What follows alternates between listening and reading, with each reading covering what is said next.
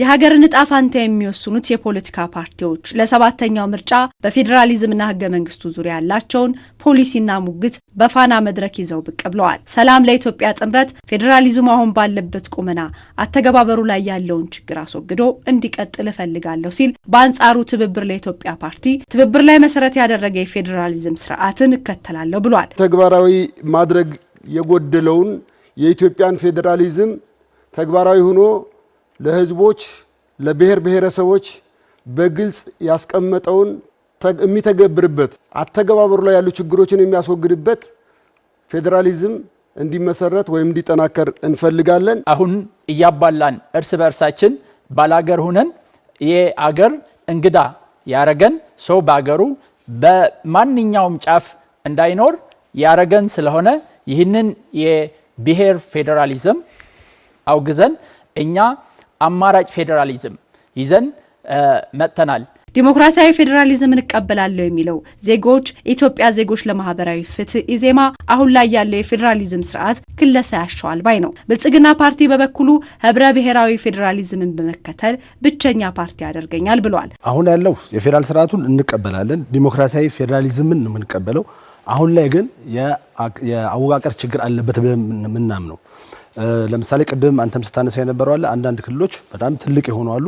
ይሄ ደግሞ ያልተማከለ አስተዳደርን ታሳቢ ተደርጎ የነበረውን ያስቀረ ስለሆነ ፕሮፖርሽናሊ እንዲቆራረጡ ወይም 3-4 ቦታ እንዲሆኑ አድርገን አስተዳደርን ለህዝቡ እንዲቀርብ እናደርጋለን። ብልጽግና ይሄንን እኮ እያረመ ያለ ነው። ትላንትና ውስጥ ያሉትን ወረቶች እያስቀጠለ ያለ፣ ትላንትና ውስጥ ደግሞ የነበሩትን ክፍተቶችን ደግሞ እያረመ እውነተኛ ሐቀኛ የሆነ ህብረ ብሔራዊ ፌዴራላዊ ስርዓት እየገነባ ያለ ፓርቲ ነው ብልጽግና ማለት ነው። ለመጀመሪያ ምናልባትም በኢትዮጵያ ታሪክ ብቸኛውና የመጀመሪያው እውነተኛ ህብረ ብሔራዊ ፌዴራላዊ ስርዓት እየተገበረ ያለ ፓርቲ ቢኖር ብልጽግና ነው። ህገ መንግስቱን ከማሻሻል አንጻር የብልጽግና ፓርቲ የህዝብ ይሁንታን ሲሻ፣ ኢትዮጵያ ዜጎች ለማህበራዊ ፓርቲ ኢዜማ በበኩሉ አንቀጽ 39ን ጨምሮ የማሻሽለው አንቀጾች አሉኝ ይላል። ህገ መንግስት ማሻሻያ አንደኛው መሰረታዊ ነገር የህዝብ ድምጽን ያከበረ ሊሆን ይገባል፣ እንዲሁም ደግሞ ህገ መንግስታዊነትን በሚያረጋግጥ መንገድ ሊያደርገው ይገባል የሚለው የኛ አቋም። ዛሬ ከመድረክ ላይ እንደሰማ ነው አንዳንድ ፓርቲዎች እንደሚሉት ለህዝቡ ይሄን አንቀጽ እንደዚህ አሻሽልልሃለሁ ብሎ መነሳት አንደኛው አማራጭ ነው። ሁለተኛው ደግሞ ህገ መንግስቱ በፍጹም መነካት የለበትም። እነዚህ ሁለቱንም አማራጮች በታሪካችን ከዚህ በፊት ሞክረናቸዋል። የህገ መንግስት ጥያቄ ከልሂቃን ወይም ደግሞ ከገዢው ፓርቲ ከመንግስት ለህዝብ እንደ ችሮታ የሚሰጥ አይደለም። ህገ መንግስት ማለት መንግስትና ህዝብን መካከል ያለውን ግንኙነት የሚመሰርት የስልጣን ክፍፍልን የሚያስቀምጥ መሰረታዊ ሰነድ እንደመሆኑ የኢትዮጵያ ህዝብ ራሱ ለኔ የሚበጀኝ የሚመቸኝ ይሄ ነው የሚለውን ድምጽውን መስጠት አለበት። ከመግቢያው ጀምሮ ህገ መንግስቱ ጀምረው እኛ የኢትዮጵያ ብሔር ብሔረሰቦችና ህዝቦች ብሎ ነው። ይሄ ደግሞ የግለሰብ ዜጎችን ዲና ያደረገው የማያውቅ ህገ መንግስት ነው። ግን አክቹአሊ ደግሞ ብሔር የሌላቸው የከሌ ብሎ አንድ ቦታ መከተት የማይችሉ ሰዎች እንዳሉ እናውቃለን። ስለዚህ ይሄ እንዲሻሻል እንፈልጋለን። አንቀጽ 8ን የሉዓላዊ ስልጣን ባለቤት ለብሔር ብሔረሰቦች የሰጠው ይሄ ተገቢ ነው ብለን አናምንም። ለኢትዮጵያ ህዝብ መሰጠት የነበረበትን እሱም እንዲቀየር ጥረት እናደርጋለን። በሌላ በኩል አንቀጽ 39 በተደጋጋሚ የሚነሳ ነው የመገንጠል መብት ድረስ የሚሰጠውን አንቀጽ እንዲሻሻል እናደርጋለን። አንቀጽ 45 ፓርላሜንታሪ ስርዓት የነበረውን ፕሬዚዳንታዊ ስርዓት መሆን አለበት ብለን እናምናለን። ትብብር ለኢትዮጵያ ፓርቲ እስከ መገንጠል የሚለውን አንቀጽ ማሻሻል የመጀመሪያ ስራዬ አድርገዋለሁ ሲል፣ ሰላም ለኢትዮጵያ ጥምረት በበኩሉ ድምጽ አልባ ለሆኑ ዜጎች መብት ለማስከበር እሰራለሁ ባይ ነው። የህብረተሰቡን የእድገት ደረጃ፣ የኢኮኖሚ ደረጃ፣ ሌላውንም ደግሞ የዜጎች የአስተሳሰብ እርከንን አይመጥንም። ስለዚህ ለምሳሌ አንቀጽ 39 የጠባብ ብሔረተኝነትን በላይነት ለማምጣት እስከ መገንጠል ተብሎ የተቀመጠው እንዲሻሻል እንፈልጋለን። መገንጠል ለምን ትፈሩታላችሁ? እኛ